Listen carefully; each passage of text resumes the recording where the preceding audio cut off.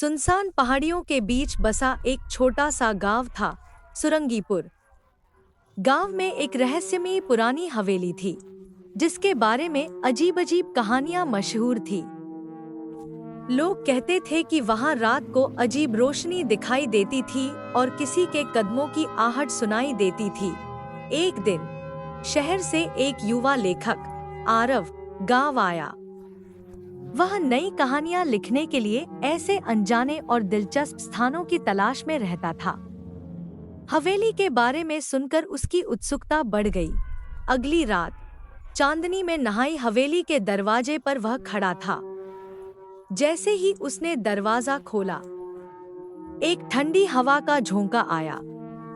अंदर हर चीज धूल और जालों से ढकी थी, परंतु दीवारों पर बने चित्र अजीब तरीके से चमक रहे थे।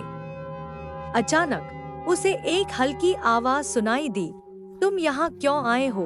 आरव का दिल तेजी से धड़कने लगा। उसने चारों ओर देखा, पर वहां कोई नहीं था। तभी उसे सीढ़ियों पर एक छाया दिखी। डर के बावजूद वह हिम्मत जुटाकर आगे बढ़ा। सीढ़ियों के ऊपर एक बूढ़ी औरत खड़ी थी, जिनकी आंखों में एक अजीब सी चमक थी। उन्होंने कहा, पिछले 100 वर्षों से कोई यहाँ नहीं आया, पर तुम्हारी तलाश अब पूरी होगी। आरव हक्का बक्का रह गया। तलाश? कैसी तलाश? बूढ़ी औरत ने एक पुरानी किताब आरव की ओर बढ़ाई। यह तुम्हारे लिए है। आरव ने किताब खोली और उसकी आंखें हैरानी से फैल गईं। उसमें लिखी कहानियां वही थी जो उसने अपने बचपन में सोची थी, लेकिन कभी लिखी नहीं। यह कैसे संभव है? उसने कांपती आवाज में पूछा। बूढ़ी औरत मुस्कुराई, क्योंकि यह हवेली कल्पनाओं का घर है।